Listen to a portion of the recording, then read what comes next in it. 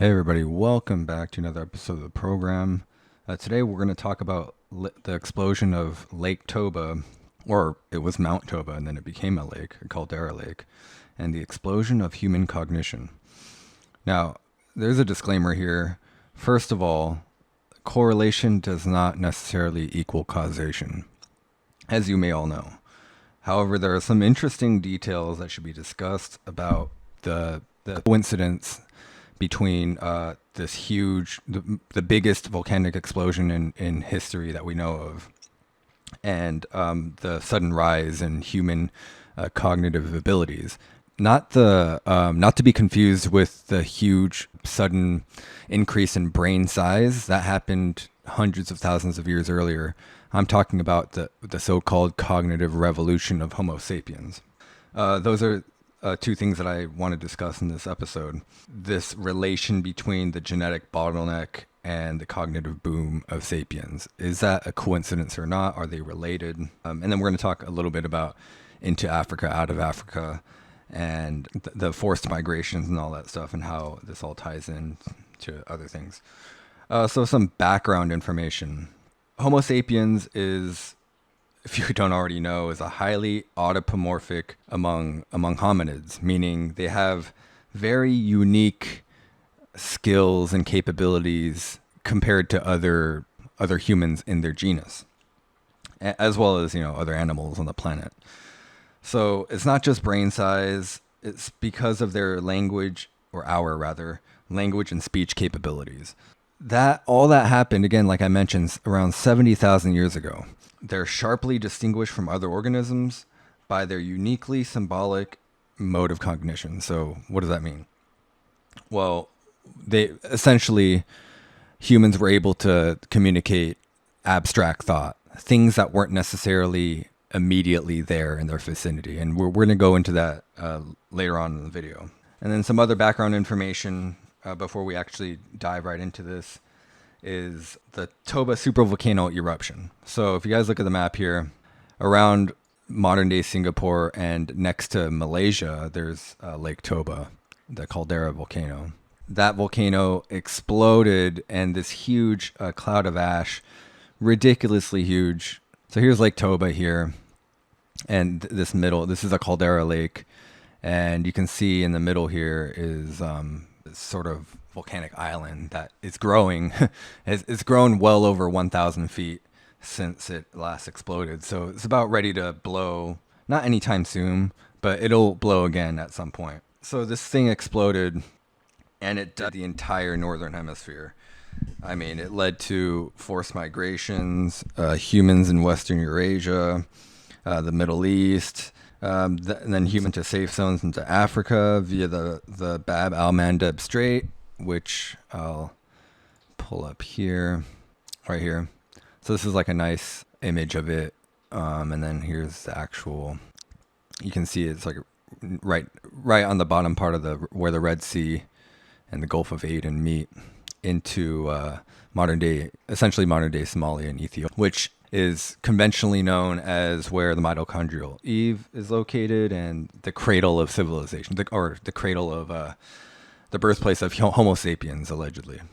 So why am I mentioning this? Well, this coincides with the emergence of haplogroups L3, the mitochondrial group, haplogroup L3, Y-DNA, C, D, and FT, which again is, I explained this in other videos. So basically, CD and FT, Y-DNA are the genetic markers that replaced Western Eurasian people. Again, these all trace to East Asia, South Asia, and Australasia. So these things people with these genetic markers came in at around 70,000 years ago into Africa, into the Middle East, because of this Toba eruption.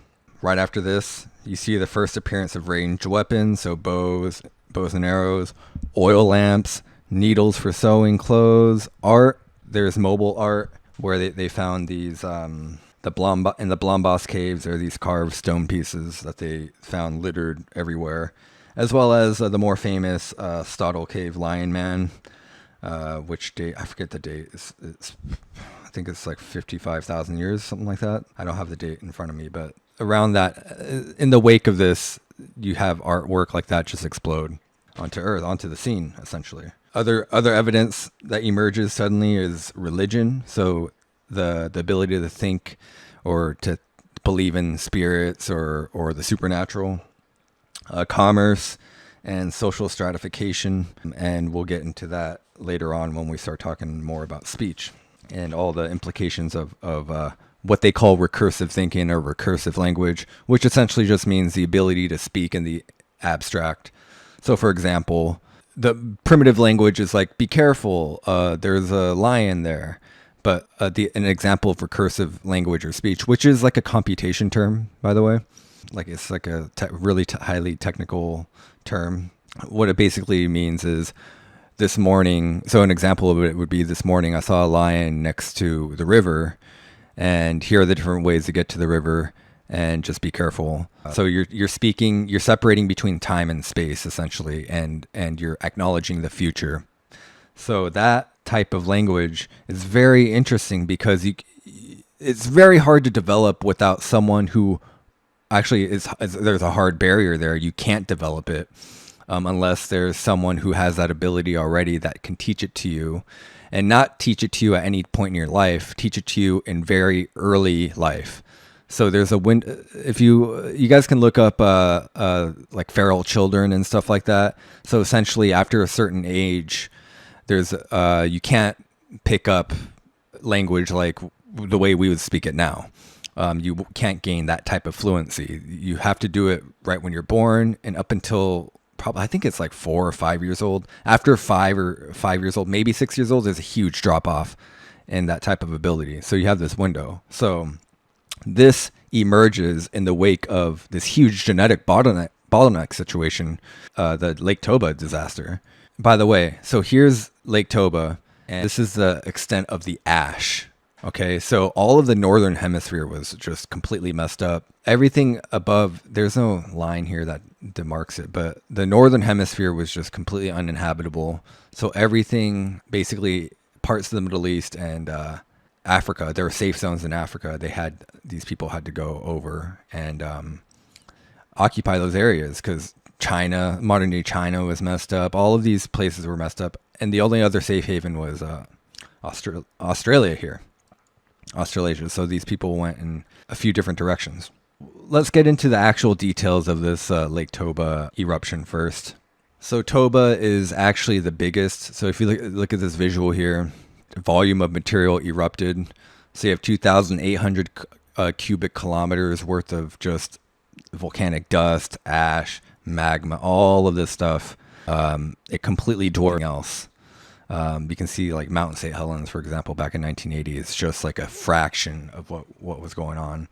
So this caused, it was chaos, essentially. Most humans died. It left, I think it was 100 kilometers by 30 kilometers of just ash everywhere. It created a caldera lake, which is about 1,600 feet deep. It caused, no doubt it caused climate change. It cooled the earth, killed most humans on the planet. Ejected 670 cubic miles of dust. So it was essentially like a mountain 6 miles tall and 100 miles long. It covered all of Asia and China. So like I said earlier, the forced migrations. Malaysia was covered in 20 feet deep of ash, which was, right next to, so Malaysia is right here. So this was 20 feet deep, and then everything else in Asia and China was like about 6 inches deep of this volcanic ash. It destroyed 7,700 square miles of land. You guys get it, right? You guys get it. It was devastating. Let's talk a little bit about some of these force, and we'll get into the actual recursive language stuff. The out of Africa model and other theories, they're really convoluted and really hard to imagine. Just because they're referring to, there are too many dates being thrown around that refer to the same events. And that's normal when you're trying to get to the bottom of stuff. But now there's pretty strong evidence for these two distinct events that I mentioned earlier, and that is the mitochondrial group L3, the movement of L3, and the Y-DNA haplogroup C, D, and FT. There's this paper. I talked about this paper. If you guys go back and check out the episode of the aforementioned DNA markers completely replacing the male lineages of Western Eurasians. There's more information there, and I go into greater detail about the study there. So essentially what you need to know is people were moving into Africa 70,000 years ago, essentially. This led to a cultural shift via diffusion, right? So before, the conventional thought was that all of the sapiens rose and developed in Africa, and then they had a failed migration out, and then the second time they went out, they actually were able to spread, and that's the visual you see here. This was the Out of Africa graphic here. So like I mentioned earlier, that early replacement of West Eurasian males, that study revealed that they all originate from either East or Southeast Asia. About 50 to 55,000 years ago, they make this migration. The oldest variants in Aboriginal Australians are located in southern China and Australasia. So again, you guys see this haplogroup M and M right here, or NM. Well, these are actually older than what you see here. So it's actually the other way around. It's backwards. And then if you guys want to know more about that, you can check out Bruce Fenton's work, the Into Africa theory. Very science-based, very takes very up to date in terms of all the latest research articles and stuff like that. So it's clear that male and female lineages seem to arise in East Asia, and they make their way here. So that's the main takeaway. I think I kind of buried the lead a little bit there, but you guys get the point. So now let's get into the nitty-gritty here, the so-called behavioral revolution, this emergence of, quote, recursive language.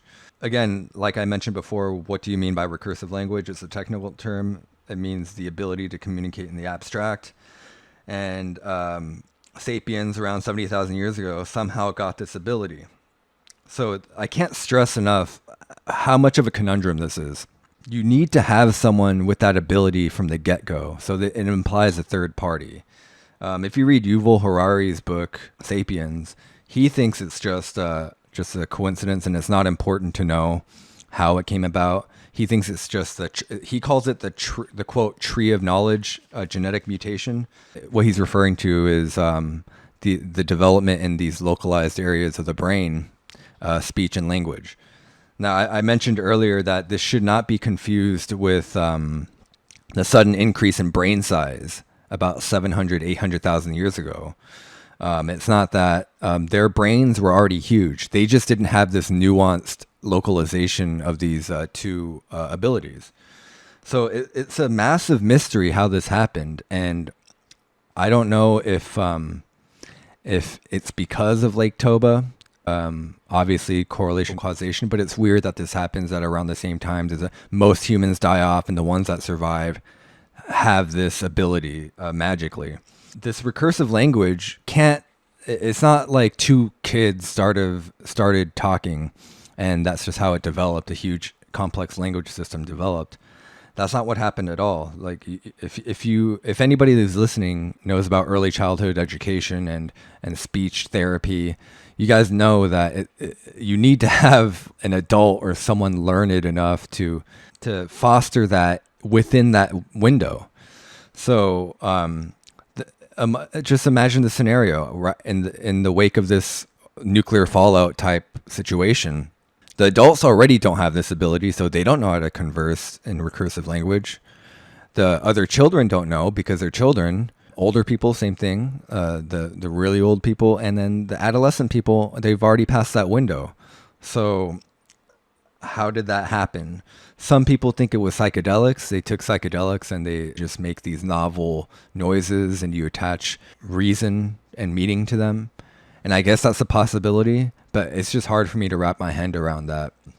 And of course, the other one, some people already had these skills and they either got them through telepathy between consciousness, and this is where we get out there, or there was direct contact, either extraterrestrial contact or maybe a group of humans that we don't know about from a continent we don't know about or a landmass we don't know about. And they emerged and taught the survivors how to do this. And then over time, they got, in a short amount of time, they got these localized areas in the brain that gave them this capability. But anyway, my point is that this implies an other teaching recursive language around this time. I guess that's just some food for thought. What does this have to do with Lake Toba? Was Lake Toba kind of like a Noah's Ark situation where God planned, or a creator, whatever greater being planned the decimation of humans in order to weed out the ones who were capable of recursive language? Or was this just a coincidence? And it was kind of like a survival of the fittest situation, and extraordinary capabilities were formed because of extraordinary circumstances. I guess we'll really never know, but it's an interesting thing to talk about nonetheless. And this strangely reminds me of the scripture, the Bible. In the beginning was a word, or in the beginning was logos, right? Logos is basically reason, or the ability to speak, the word. So perhaps that's what defined us as humans, and we truly became modern humans at that point in time, 70,000 years ago. And I just thought that's very interesting because you see that echoed in the scripture as well. Again, leave some comments if you have any thoughts on that. As a summary of this, so we needed two things. We needed a genetic change that modified our frontal cortex, and we needed exposure to recursive language from the get-go at an early age within that window. Otherwise, it won't form. And on top of that, it needed to be immediately useful. Recursive language needed to be immediately useful in order to persist in the populations. But again, like I mentioned before, there was no one else around at the time that was also capable of this. So how did it come about, right? It's very difficult to imagine on its own, and it's something I think about all the time now. I just rack my brain just thinking about this. So were we trained? Were we modified? Did this come about? You know, Terence McKenna thinks it was a stoned ape theory, the psychedelics. But anyway, some of my final thoughts on this, and then I'll leave it up to you guys to discuss this in the comments. There's no doubt recursive thinking required to have a large-scale organized civilization, megalithic architecture, all of these agriculture, all of these advanced things, artwork, religion, all that stuff. Before any of this, humans were even capable of this. It's really hard to imagine them getting to that level of organized, stratified societies. This mass organized migration then to these safe havens, these consisted of people who had this ability, right? How can you organize a mass migration and find a safe haven in the first place if you can't communicate that? So that to me is really, really fascinating just to think about. I mean, that's a long distance, right? From Sumatra all the way to East Africa. Was it the chicken or the egg? Was the wheat separated from the chaff with the onset of this explosion? The Toba eruption was not the only thing going on as well. There was giant rock shelter collapse in Africa. There was other cataclysms, and there was an alleged pole shift, which some people think the pole shift, the magnetic shifting of the Earth's axis, is what led to the explosion of Mount Toba, or what is now Lake Toba, Caldera. I don't know. I don't know too much about pole shifts, but if what they say about pole shifts is true, then if they can somehow be induced to kick off global cataclysms and natural disasters, then that would be if you were some entity with that ability, that would be a pretty easy thing. That would be a pretty useful thing to do, right? To almost hit the reset button on humanity. But that's a tough thing to even talk about, because it's so pseudo-scientific-y, or it gets into that area just because there's no proof. It's never been demonstrated. So that would be interesting line of inquiry to follow. And again, around 70,000 years ago, as a result of all these events, modern humans come out the other end. So we come out the other end, capable of complex language, organization, hunting, all of this stuff. And it's also worth noting that Neanderthals die off a few thousand years later. So around 42,000 years ago, they die off. And is that because we suddenly have like ranged weapons and all of these things, and the idea of a society, and with that comes negatives too. I mean, we're judgmental. We ostracize others that are different. We perceive threats and preemptive attack. So it could be we killed them, and just marginalized Neanderthals to the point where they just couldn't be viable on their own anymore. And some of them either were absorbed into our population, or they were just driven away until they couldn't survive anymore. Again, the jury's still out on that, but it's worth noting that modern humans are the remnants of all those who managed to survive. And then they were clustered in certain areas, so Papua New Guinea, Ethiopia, Australasia. And it's interesting that, especially in New Guinea, we see the clustering of Denisovans, Neanderthals, Floresienses. So again, these safe havens must have attracted a diverse subset of humans just because there's nowhere else to go. And then you have, these melting pots, right? And this culture of exclusivity as well. I guess real racism, if you want to call it that. Yeah, anyway, that's about it. Let me know what you guys think. I'll talk to you guys later.